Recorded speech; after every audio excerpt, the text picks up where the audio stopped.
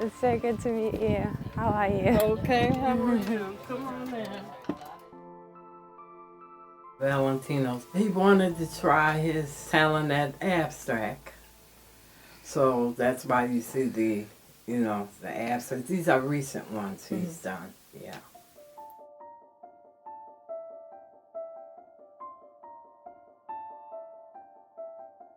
No, he didn't do what he was accused of. He was a teenager when he came to jail. The man is almost 50-something years old. He ain't even had a chance to actually enjoy life as well as spend time with his grandkids, with his grandmother, as well as his mother. Their health is deteriorating because of where he's at. His one grandmother, she's hanging on. You got people looking at him as if he was the killer when he's not. He's an innocent man. Valentino was always sensitive. He had a kind heart.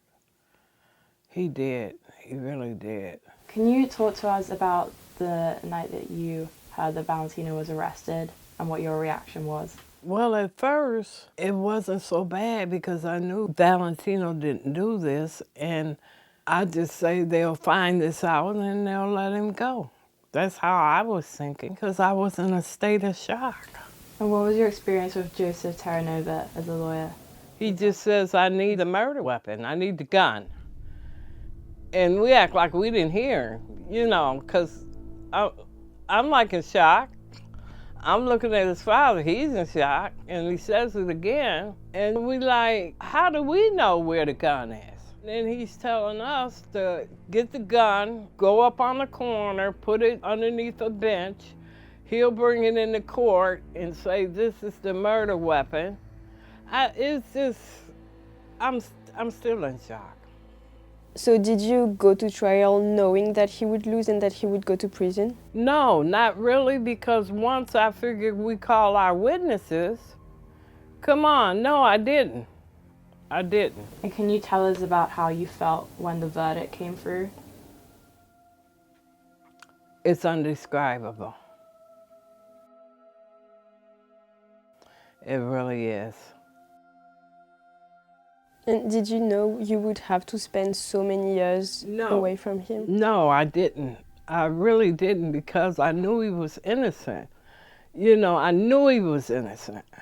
I think everything is done for a reason. Maybe if he had stayed out there, he'd have got killed. He's into what God gave him, his art, which he wouldn't have been if he had stayed out there. I just want to be here to see him get out. That's it. Spend a little time with him. Just hug him, really hug him. I'm going to keep fighting. No matter what happens, I'm going to keep fighting.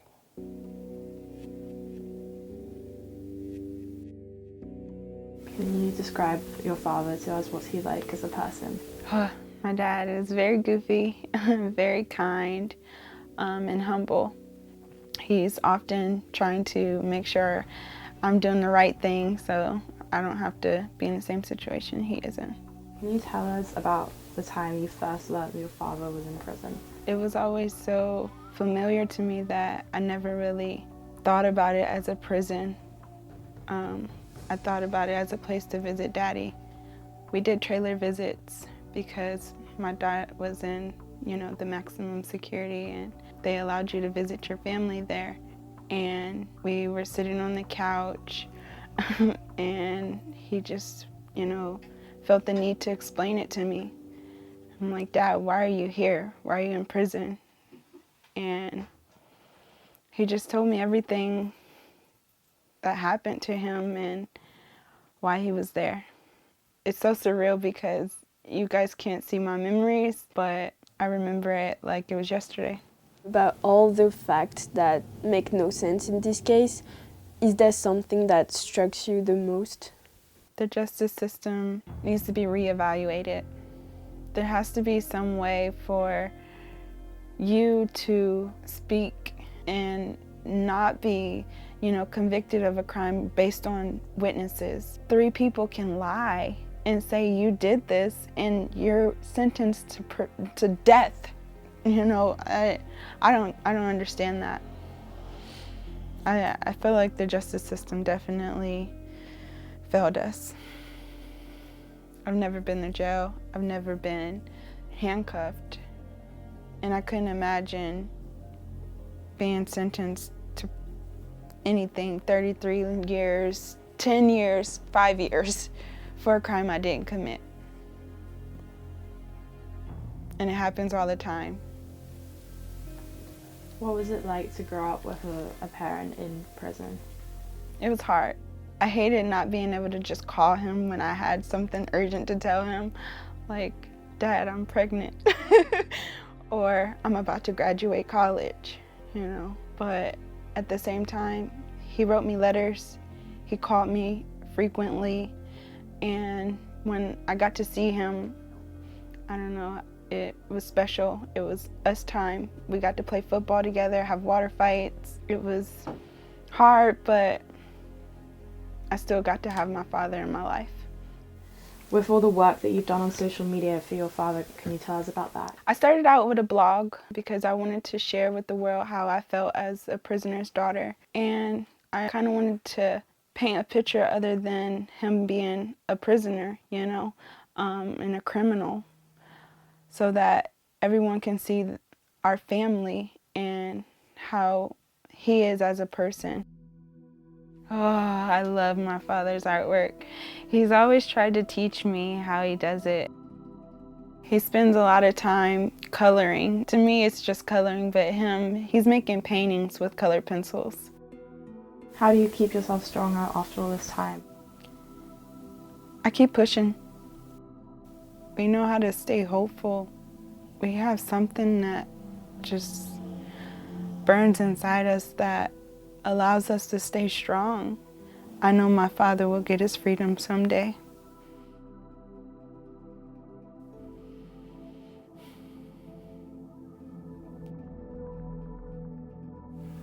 Lord, we need you to look over Valentino Dixon in this case, to undo the wrong that people have put on him, to help strengthen the families that sit around this table that's been going through it, to help the mother's health go along better than what it actually have, to let other people learn from the mistakes of the people that's making mistakes with these cases, so let them not sweep things under the rugs, for the crooked to come to light and bless those who need to be blessed and put them in the direction where they need to be at. Thank you for being a part of our life and being there for us, Lord. Amen. Amen.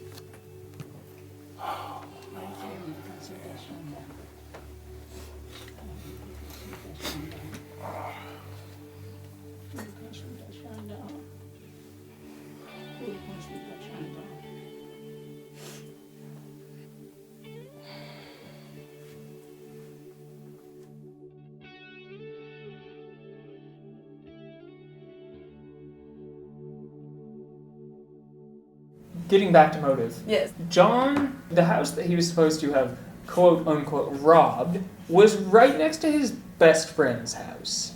Do you really think that there's a reason that you would rob a house where there's people right next door who could be like, it was him?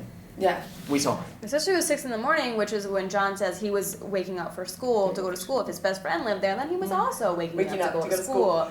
You don't just fucking walk out with blood all over you after murdering 3 people from the house and just go over to your neighbor and be like, hey, what's up? Let's go to school. How you doing? Let's go to school. Catch the bus. Yeah. I just murdered 3 people. Yeah. What? Yeah.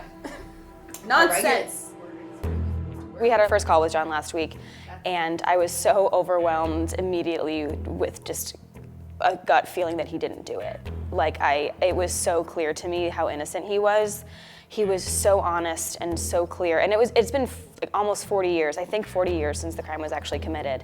And he remembers every single detail of what happened to him, of when he was beaten up by the police in the car on the way to give his false confession, when he was beaten up by the police in the confession room, all of the ways that he was abused and harassed, basically beaten into submission, into saying that he would confess because he just wanted it to stop. Went into the confession, into the police attachment, was giving a recorded confession.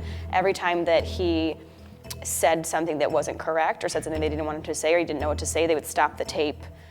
A trooper would come in and beat him up and then would leave and they would restart the tape. And we know that because we have the transcript where the tape keeps stopping. I absolutely believe in John Moss's innocence. And I picked the case because to me, it's so just obvious that he didn't do it. His confessions being admitted at trial when he claims that they were coerced, and I believe that they were coerced. What we're going to look at is getting an expert in to analyze his false confession.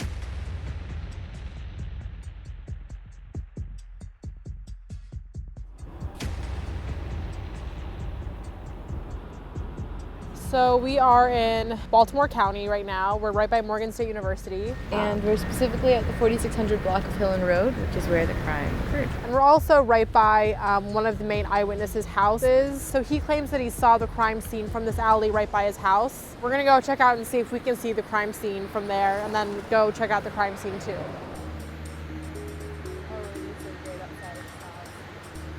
Sat down on the guardrail next to the victim, so I think it goes Ahmaud, Terrence, shooter.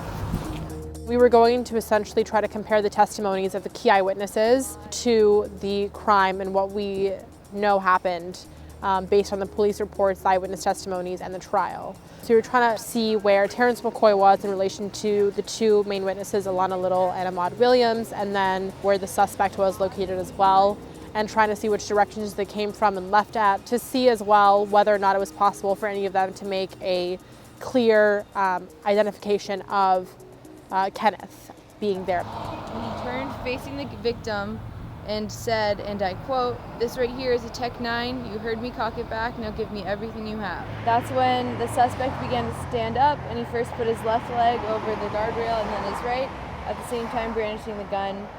The victim then stood up and started walking towards the street, and that's when the lady that was standing on the bus stop looked to her right and saw the suspect fire once in the air and 3 times at the victim.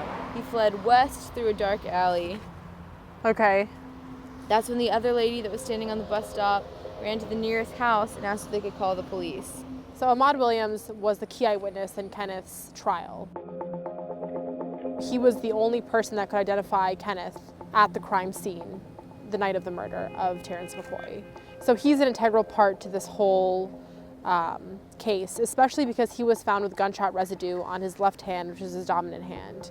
So there's a missing piece of the puzzle here that we don't know. We don't know how he was asked, whether he was a suspect, how the police treated him when he came in and offered his testimony. So we don't know any of that. You're walking into the street, because then the shooter shoots once in the air and then 3 times at you. And then one of the bullets veers off, hits the young boy, Lucas. And at that point, Ahmaud is over there with Alana, and they flee the scene. I think it'd be really useful for us to speak to Ahmaud. I think he really is the missing piece of this puzzle. I think Kenneth Bond is innocent, but I believe that for a lot of other reasons. I think what we were trying to see today was whether or not it was possible that Kenneth could have committed the crime. And from what we understand of where he said he was during the time of the crime, where the crime took place, and where Ahmaud Williams claimed the suspect walked from to get to the crime scene, it could have been possible that it was Kenneth. I think we have to make sure that we're looking at this very critically and making sure that we are evaluating the full body of evidence and not just a couple of things that we believe to be true, like what Kenneth tells us, or a couple of eyewitness testimonies that don't seem to add up. I think it's our job to be as objective as possible, because at the end of the day, the point of this is to find the truth, not just to prove that somebody's innocent.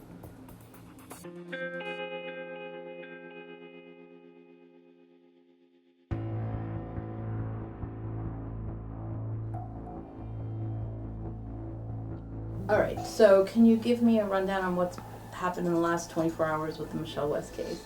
Okay, so we had some drama with the Michelle West case. Basically, the girls in that group, going over the materials, found some what I'd call red flags that make us doubt her claim of innocence. There was this popular narrative about her innocence that was very appealing and that we fully latched onto, and we investigated. And we'd always told our students, you need to find the truth, and they did an amazing job in digging and just getting the documents. Hey Marty, you get my email? I got your email, yeah, unfortunately I did. All right, I think basically there's no other way to go but to stop the Michelle West case. Is it as bad as your email suggested? From what I can tell, I don't think we can credibly make a claim for her absolute innocence in this case. And I think you know, the students in our whole project would lose credibility, lose our integrity if we really insisted on sticking with it, because just based on what I saw is a different version from what I'd heard before. We try to tell every one of the students that, listen, what our initial beliefs were may not pan out to be true. Yep. That after a true inquiry, that we may uncover, you know, some information that may not support the initial claims. Right. And we've always said our purpose is to find the truth and to seek justice. Yeah. And wherever that leads us. Okay. The students working on our case uncovered some documents that were actually public record. I don't think Michelle West's supporters had ever actually seen them and had access to them for whatever reason. And let's just say they paint a much different picture of her involvement in the drug trade and in the crime. And it's such that we can't continue working on this case. In this case, we got to the truth, and we're going to move on.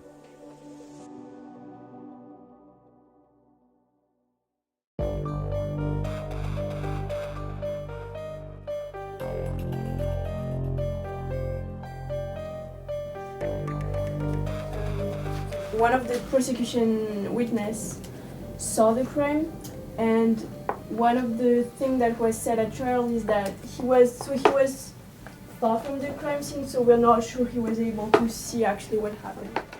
Right now we're going into transcripts, looking at witnesses' statements and how they could be wrong or how they could be contradicting to reality. There's 3 people that said Valentino Dixon was the shooter in this crime, but there's like 10 other people who said it was a different person. Valentino gets taken into custody after this tip-off.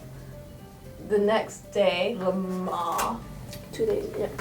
2 days later, Lamar, it wasn't this reporter, but reports to Buffalo News that it was him, and also gets taken into custody. But they throw out his confession.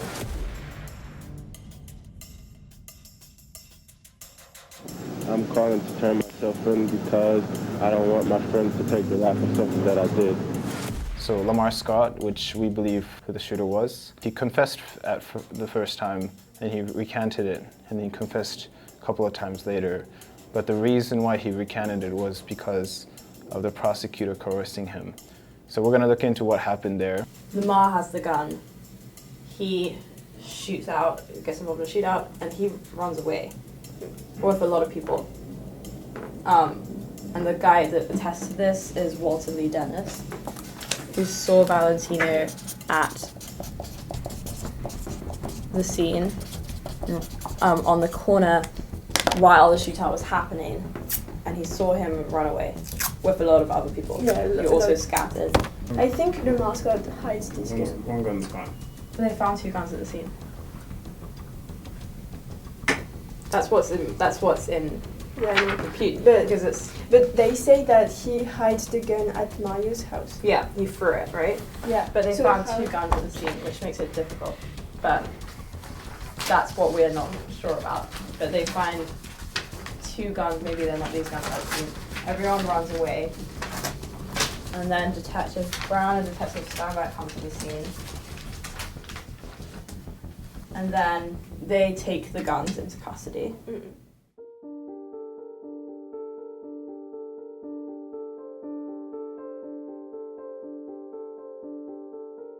His defense attorney thought he was guilty, and we have that on tape. He refused to make an opening statement. He refused to present any witness at trial. The prosecution didn't really have a strong case. They just made sure that the jury wouldn't hear about the defense side. The jury didn't know about the 15 witnesses saying that Valentino wasn't the shooter.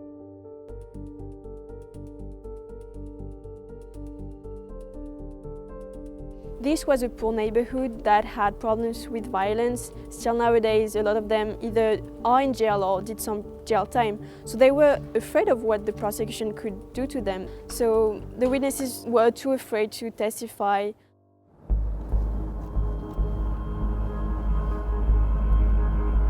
Allegedly, when there was an argument between Tim and Justin Baumgartner, And after that, they drove back down this road, and that's when Justin Baumgartner was eventually killed from his car.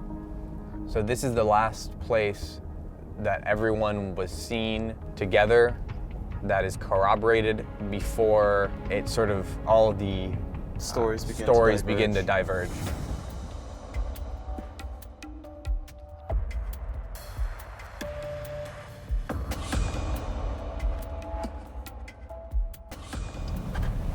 Wow, this gives so much more context to where they were meeting, because that is the outhouse that Tim... That's the outhouse. And we have a map we can pull out. It's a lot less wooded than I thought. I sort of imagined that it was going to be pretty well shaded. All right. Tim's truck would be basically right where we are right now. Right. So he would have come in and actually looped around and then come in and parked here. So there is basically Nicole's car there, and Tim is speaking to her while she's sitting in the car. Okay. Let's just use this truck as a prop. So Tim is standing here, Nicole is sitting in a truck talking, and behind this truck is Justin Baumgartner.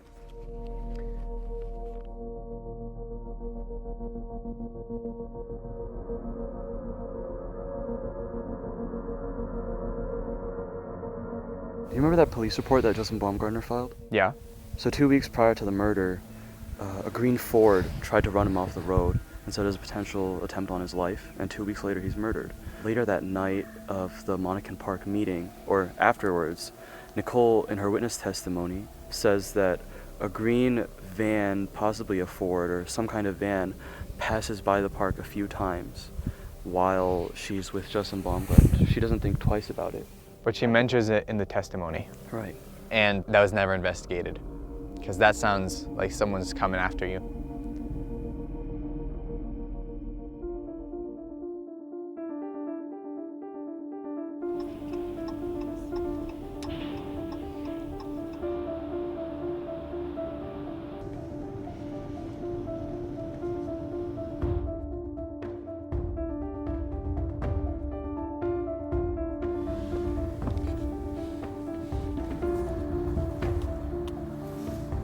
So we had this address for an Ahmaud Williams that we got through Adam, who's a private investigator. And we just walked up to his apartment. He wasn't home, so we rang for apartment A. Some guy opened the door, and we were like, hi, do you know who lives in apartment B? Do you know if they're home right now? And he said, no, they're not. And he mentioned Ahmaud's name in the middle of all of that. And then we were like, oh, do you think we should go in and like knock on the door? And he was like, I'm not sure if he'd be okay with that. And we were like, do you know when he usually gets back from work? And they said that he usually comes back at 6 p.m., but he might be traveling to New Jersey. And Ahmaud Williams, the Ahmaud that we know, is from New Jersey. So it kind of confirmed that this probably is the one we're looking for. We are trying to look into the Valentina Dixon case, and we believe you're the lawyer on the case, so we wanted to talk to you about it.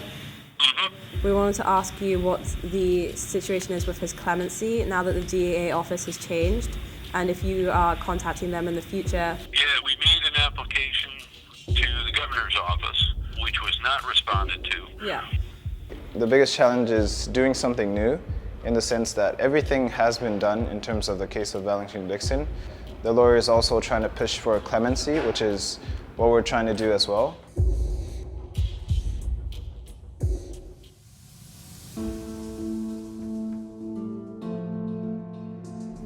We are coming up to Elon Road, which is where, after the meeting that night in Monacan Park, Justin Baumgartner turns left, and the Country Corner Market, right there on the corner, sees his car turning left onto Elon Road. And we're gonna turn there, go about 15 minutes, and then that's gonna be where his car and his body were found the next morning. And then Tim and Justin Davis, according to Tim, they turned left right away, but then right onto another road. So they turned right back off of Elon Road. So right now, this is the turn, Country Corner Market right there. So Justin Baumgartner turns left here. And then supposedly Tim takes that right down that road and does not continue on Elon Road. Goes back to his house. So at this point, We're on Elon Road, and a chase begins on this road. It's right there. That's where it was. Wow, okay. This is where his car was found. All right, let's get out. So coming up, kind of exactly where we're standing right now, is where Justin Baumgartner's truck was recovered, along with his body in it. Right here.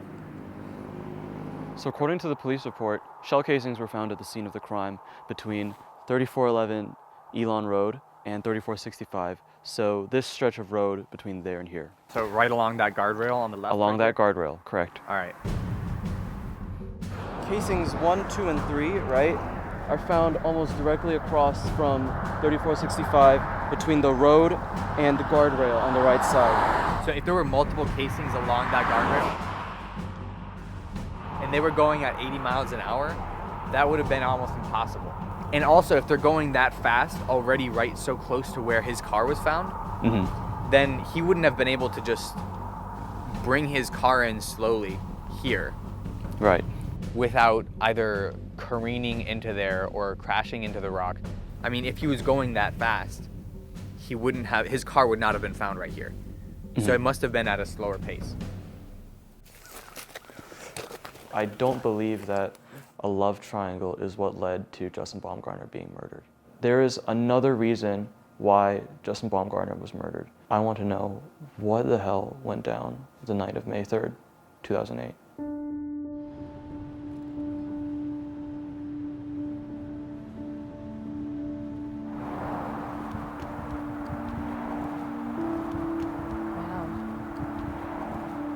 So we're here at the house that these homicides took place in St. Albans, West Virginia, and knowing what happened there makes it very creepy. Whoever did it had to have been in that front room because there was a ton of blood in there, and then Right. because they were. That's where the woman, the wife, and the daughter. No, they were found in the back bedroom. They were They were found all in the found in the back. back bedroom together. Yeah. Which is why they didn't know the chronology of what happened, Right. because they just found 3 bodies. They didn't know in what chronology the murders occurred. They didn't know what method they occurred by, other than the wife. And they got a lot of that from Paul Regitz's confession. Right. The hanging and Right. Because they didn't know that she was hanging and that he was in the bathtub at Right. all, and he wasn't like wet. Because all they had was ligature strangulation marks, but the liver mortis, the blood settling, pointed to hanging for at least a short period, which would have fit with them hanging the daughter, and then Paul Regitz taking her down before he went to work, and then leaving her there when he went to work. So that's where it all happened. John lived over there on the other side of the junkyard with his grandparents and I believe his Uncle Willie. And then supposedly he walked up the train tracks and down here. The prosecution said he went back up to the train tracks and then came back down. Why would he come back in? I don't know. We want to pay homage to the fact that something awful happened here and that something awful subsequently happened to John and his persecution by a justice department here that isn't fair. And so I think being here is important for understanding that the injustice here isn't only John's innocence and subsequent incarceration, but the injustice is the tragedy itself. Whew.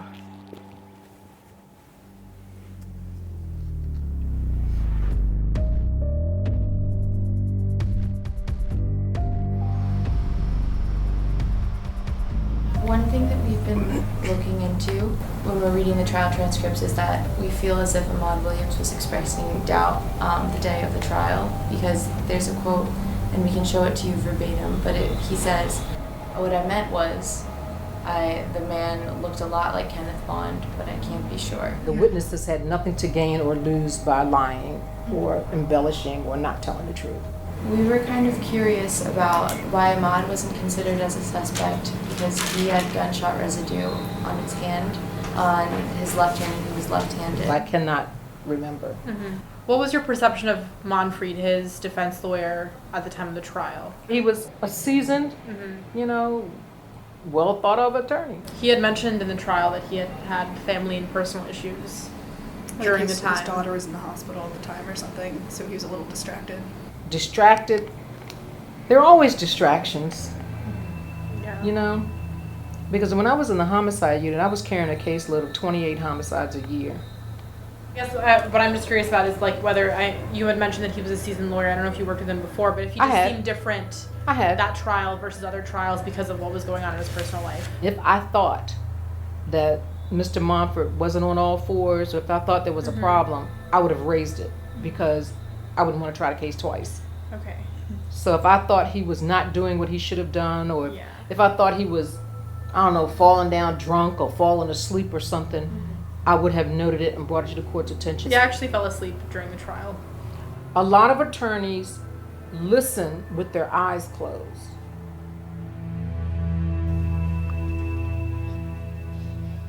We'd gone in sort of with a sliver of hope that she might express some doubt about how this case had gone. It's always going to be hard for, number one, a prosecutor, and number two, an elected official to admit to anything that wouldn't make them look good in the end, you know? Yeah, it's kind of disappointing, but not surprising.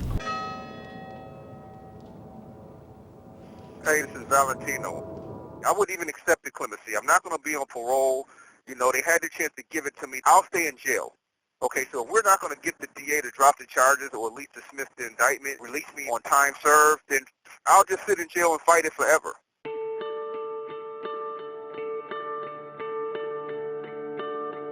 Right now is the toughest time for us.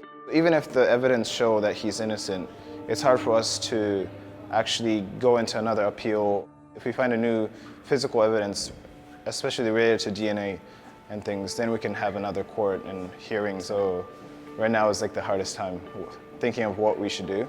It is at a bit of a dead end right now, legally. From that perspective, there aren't that many routes to go down. In terms of the other people involved in the case, I kind of have a fear that because so many lawyers are advocating for Valentino, I kind of have this fear that we'll be pushed aside as like the little students trying to help out, but like don't really know a lot about what to actually do.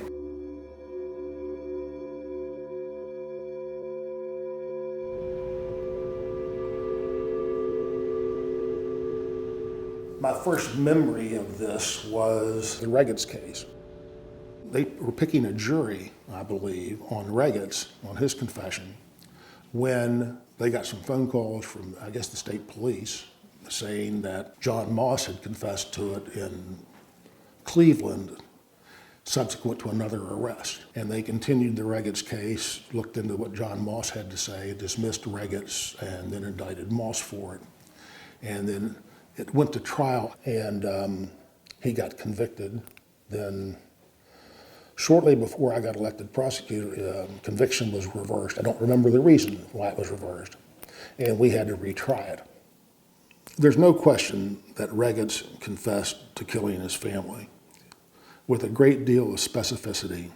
And the specificity could have only come from either him or from the police feeding the information to him. I've always sort of suspected that they planted Regetz's specific knowledge so the confession would be bolstered by physical facts. Now, mind you, they probably did it because they thought he was guilty, okay? But they still did it. So I would think at that time probably the police officers were putting words into his mouth in order to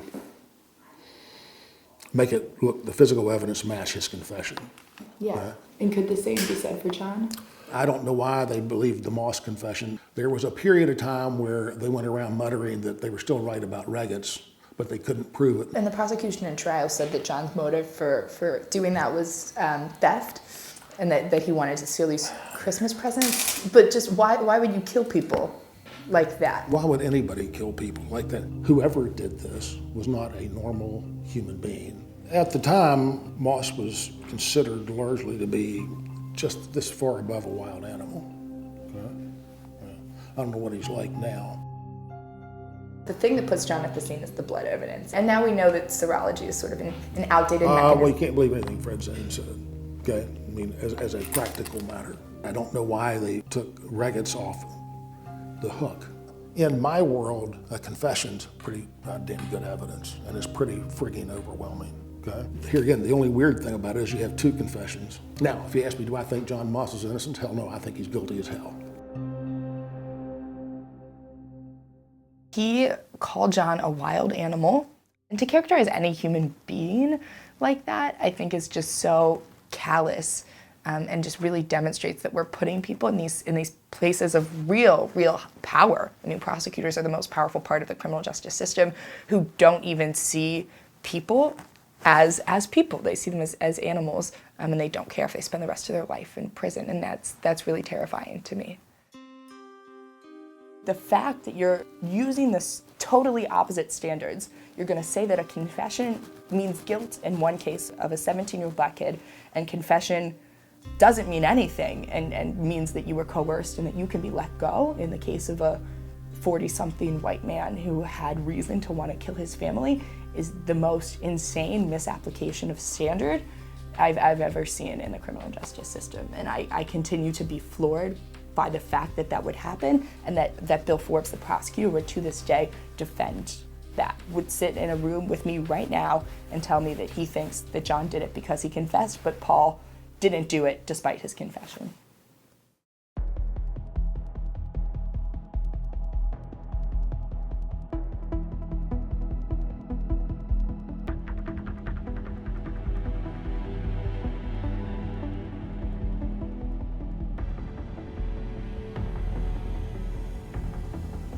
What made you pick Valentino's case, and can you describe how you felt the first time you read about the case? He actually picked me. One of the things that stood out for me was that I've never seen a case before where, as in Valentino's case, two of the witnesses who were going to provide testimony that was contradictory to the prosecution's case got themselves indicted for perjury because the prosecutor thought they were lying. You know, I thought that was pretty unique, and maybe there's something more going on here, and then we dug deeper. What do you think about what the prosecution had at the time of the trial? Did they have any physical evidence, witnesses? They didn't have any physical evidence. They had, arguably some witnesses. I've never had a circumstance before where somebody got charged and, shortly after, virtually the next day, somebody else goes on the news and says, "It was me, it wasn't him." I thought that was kind of interesting, and Lamar Scott has persisted in saying that. I don't understand at this point the district attorney's reluctance to overturn the case. Can you explain what happened to the defense witnesses? The witnesses who originally gave statements and then actually went in and testified at the grand jury after being threatened that they would be charged if they testified consistent with their statements, got charged with perjury because their testimony was not consistent with the prosecutor's version of what they thought took place. It was perfectly consistent with what Lamar Scott said. I shot him, Valentino didn't shoot him, but because it upset the prosecutor charged and actually convicted two of the witnesses. Scott wasn't as strong about that, waffled, went into the grand jury and said what the prosecutor wanted him to say, but then almost immediately retracted it and has given contradictory testimony ever since, saying it was me, not Valentino. Lamar Scott confessed on TV so many times, so why did the prosecutor not listen to that, and can you go into a little bit more details about all these confessions when he recanted and then went back to his first version, why the prosecution and why the judge said that these confession should not be taken into account? I can't tell you why the prosecutor didn't credit Lamar Scott's confession, because it was, in my view, pretty credible. Like I said before, I've never had anybody else contact a television station and say, "Come on down here, I want to talk about a murder." And that's exactly what happened here. Unfortunately, the guys, they jumped out of the car and they started shooting first. And I shot back at them. Not intentionally to kill anyone at all. It just happened that way, And I'm apologizing to his parents and all his people that I'm sorry that I killed your son, but it was a situation that just happened. It was a self-protection type thing. I didn't mean to kill anyone. He was either going to kill me or some of my friends, and it was self-protection. I didn't mean to shoot him. I didn't mean to do anything wrong. He's on camera very shortly after the event saying, "I'm the guy, it's not Valentino." Now, he doesn't have any relationship with Valentino Dixon at that point. There's no reason for him to say this other than he's the guy that did it. So, you know, I can't explain why the prosecutor wouldn't credit that version of events. They didn't like Valentino at that time. You know, he was on the street dealing drugs, doing stuff that wasn't particularly, you know, Boy Scoutish, if you will. But that doesn't mean he was involved in a murder. But they thought, aha, you know, here he is. He might be one of the usual suspects. But, you know, in particular, Lamar Scott's confession when he's in jail later on for having shot another guy, where he says, you know, if you'd have believed me in the first place, maybe this other guy wouldn't have gotten shot. That seems pretty compelling. And the way that he describes the shooting taking place and the weapon that he describes has the ring of truth to it. I mean, if you have any knowledge of weapons, this is a Tech-9, which is a small, compact, basically machine gun. And he talks about how it fires and that he's not aiming or anything like that. And that sounds like exactly the way it happened. There's no reason for him to confess other than he did it. And there's no reason for him to persist in his confession other than he did it. And how do you feel about the possibility of the post-conviction motion, the 440? I feel good about it. I felt good about it for a long time. It hasn't gone anywhere yet, but I feel good about it now.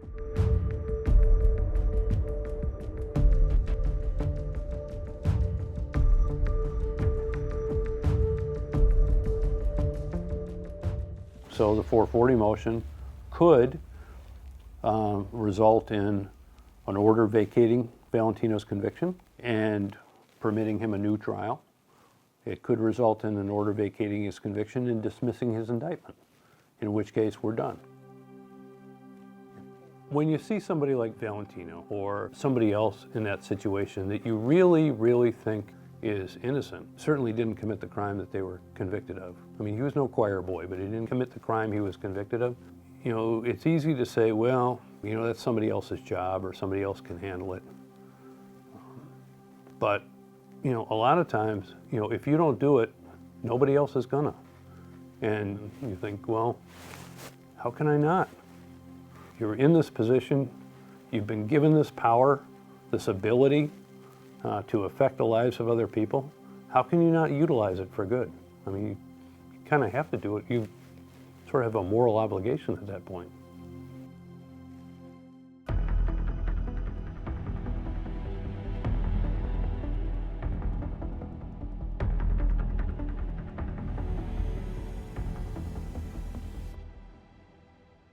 So when you first saw the case and you read the details of it, what did you think of it?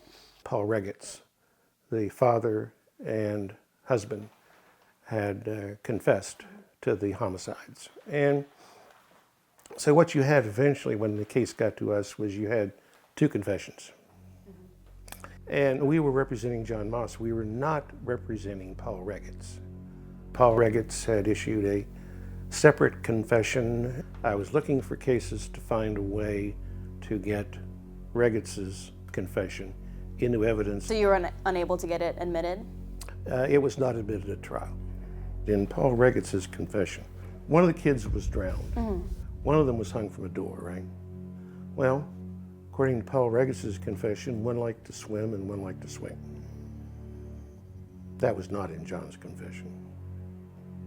Paul Regetz was a fellow who was known around St. Albans. Allegedly, he had a certain lifestyle, drugs. What we had read in the first trial transcripts was that the defense had created a case talking about how he had been domestically abusive, how he had been told of yelling at his wife, how he had been a Satanist at one point. Well, when you look at motive, that was an avenue that we explored, and we did discover the idea that Mrs. Regetz was becoming very frustrated with him, and that she had spoken to various people about a possibility of either a trial separation or a divorce.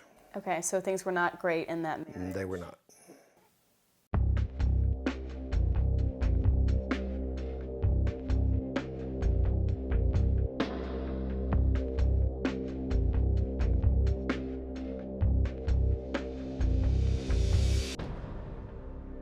The next thing that was in the evidence was these stolen items. Yes, the stolen items. Of course, you know, Paul Regetz, after he got mad at his family and killed them, he could always come up with the idea that there was a burglary. You know, you got to do what you can do to make sure that your position is solidified. So, you know, you could take some things out of the house and make it look like a burglary. Of course, on the other hand, supposedly, if you believe the John Moss confession, that, you know, he had obtained forcible entry to the home for the purpose of committing a burglary. And therefore, he would have had those items in his possession. And so therefore, there might have been some fingerprints that have been left.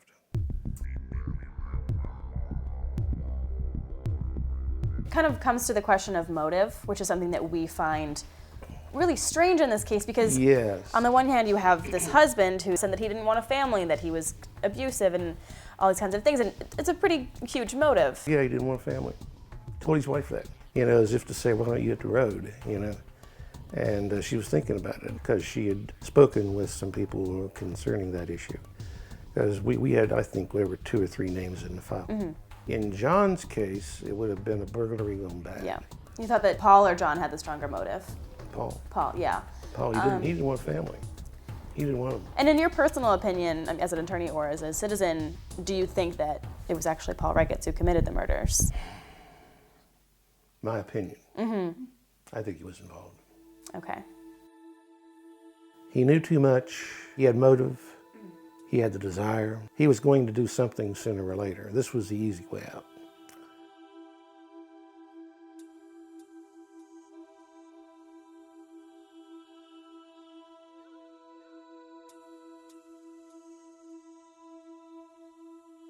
We were not surprised when we heard allegations of coercion. There was no lawyer during the confession in Parkersburg because he was 17 years and 5 months old at the time of the homicides.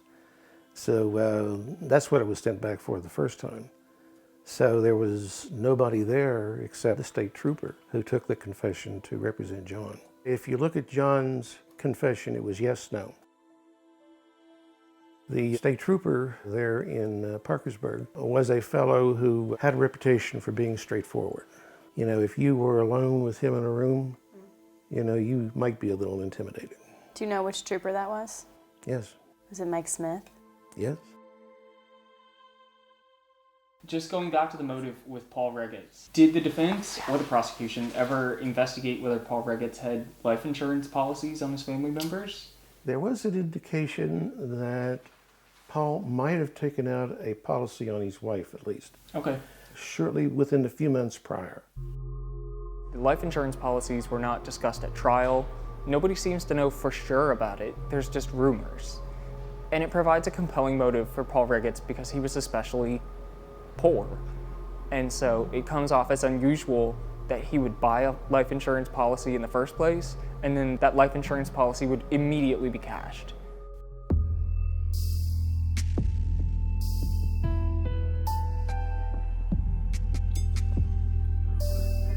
So this case looks and feels and sounds exactly like what happened to Marty, right? The police worked with the prosecutor, worked with the witnesses to coach the witnesses into saying exactly what they would want to fit a certain narrative of the crime. Everyone on the prosecution, anyone on the police, any of the witnesses who testified against Tim, anyone who basically would have reason to believe that Tim is guilty and could have provided us more information about why he's guilty, has refused to speak with us. Don't you think that's slightly suspicious? The police didn't want to return any calls or help us with our investigation, even though, as from their point of view, Tim is completely guilty. But if that's the case, why can't you just provide us some more evidence that proves that to be the case? We called the prosecuting attorney, the special prosecutor that was brought in, Marcia Garst, and I specifically called her. I called multiple assistants that took her calls for her, and each time I got the same answer. Either she's busy or she won't talk because of some pending motions or appeals, of which there are none. After visiting those places ourselves, A, the events definitely could have happened the way that Tim said that they happened. And B, we were more confident that a cover-up was actually happening, because going to the actual crime scene where the shooting happened and really not just visualizing but like representing physically where all the evidence was recovered, it's incredibly, like, the chances of it happening the way they said it did during a high-speed chase, that kind of shooting, seems like incredibly unlikely. This is the one link that we don't know between the brother of Nicole Turpin and Justin Baumgartner, which is what they didn't investigate, because they were all focused on Tim Wright. They didn't investigate the fact that she had had a miscarriage right before, and the brother apparently was trying to get them to stop seeing each other after that. Justin Baumgartner had told Nicole that some people, like a week before this or something, had tried to run him off the road or had tried to have some altercation with him. So it's like, if you know that there was a week before the victim also on the road, some people had tried to come after him, and you don't investigate that, and there's no reason to think that Tim Wright would have been the one to have been doing that, then it's like, all right, why didn't you investigate that incident? Like, that incident seems relevant. Why would you not investigate an attempt on someone's life after a murder was committed? A week earlier. A week There's an attempt a week earlier, and you don't investigate that.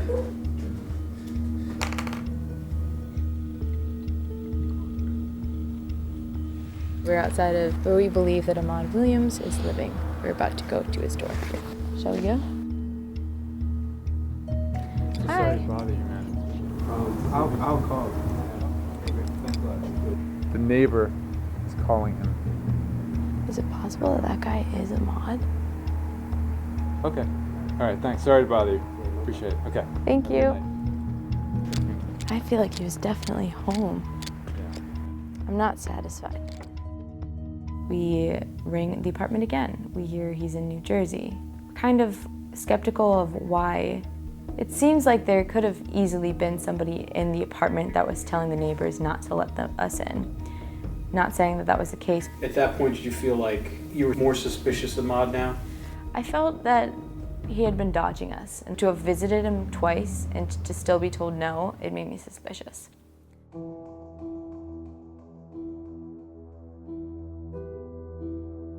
The investigators don't press him to be specific when he gives vague answers. And this is very strange, because this push to get people to recount the details of the crime, which makes sense. If you're the one who did the crime, you should know the details of it, details that only the police know about, right? According to the trial transcript, the tape was stopped at least 4 times. What does it mean when the police manipulate the tape, when they stop the tape? Well, what's going on when they stop the tape? Wait a minute, John, you just gave the wrong answer to that question. You just said kitchen knife. You know it wasn't the kitchen knife, was it? We're gonna turn this tape back on and you're gonna tell me it was the case knife. It wasn't the kitchen knife. So that sort of thing. That's one way you can feed details to your suspect, and you're feeding them off the record. If we think that John Moss was coached by the police in terms of what to say to get this confession, he forgets some stuff because he really didn't do the crime, then they realize, oh, you know, he's not telling the story we need him to tell. Let's stop, let's back up, let's coach him a little bit, then we'll turn the tape back on and he'll tell us what we need him to tell us, with there being no audio record of us coming in and feeding him details.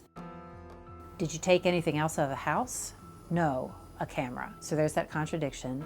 And rather than saying, wait a minute, yes or no, did you take anything? The police respond by saying, and what kind of camera was it?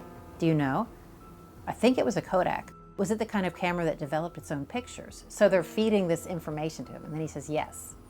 So, but he never mentioned that it was a Polaroid camera, or that kind of camera at all. This is evidence contamination, just like contamination of DNA evidence, of blood evidence, of any other kind of evidence.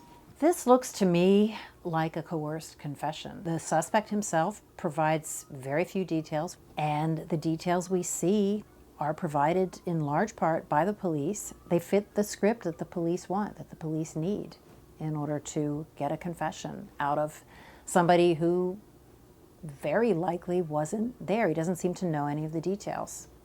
For me, that's powerful evidence that John's confession, basically the only piece that the state has held up for these 38 years as definitive proof that John is guilty, that for me kind of destroys that piece of evidence and says that John had something seriously wrong with his confession. With John Moss's case, I can't help but think about Marty because, you know, false confession is something I think that is the hardest thing for people to understand.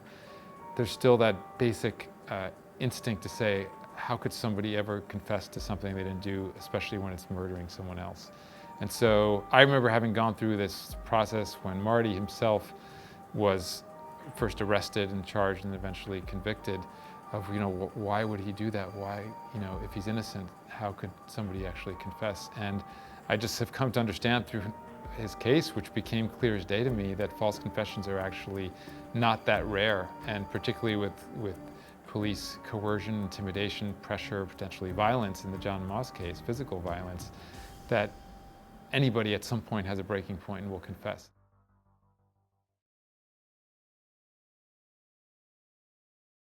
August 10th, 1991. And what's your memory of that night? The night of the murder, Valentino was at my house. He received a phone call and he left my house.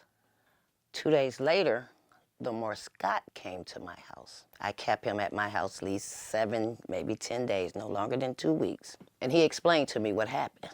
He said he shot Toriana. He didn't mean to kill him. He lost control of the gun. Maybe 2 days after then, he left my house and he came back to my house. Because like I said, he was scared that the police was gonna do something to him. And I had asked him where he'd been. And I can't remember if he said the DA's office or the police office. But his exact words were, they told him to get the F up out of here. They had who they wanted. At that point, he pointed towards that way. I'm living in Donovan Drive, so that's pointing south. And he told me the gun and the clothes were there. The police were informed, and they went and got him. I never seen Lamore no more, and I never seen Tino again. Many witnesses were afraid of law enforcement, and this is why they didn't come forward. Were you one of these witnesses? No, because they never caught me. I would have came and testified. Never. But Lamore, he told me that he's dangerous. I really believe he's dangerous because he shot another kid too. You know what I'm saying? That's why he's in jail now. But he told me, he confessed, he did it. You talked about the police targeting people around here. Do you think that race plays a role in this case? No, because we have some black officers that's worse than Caucasian officers. It's all about money. I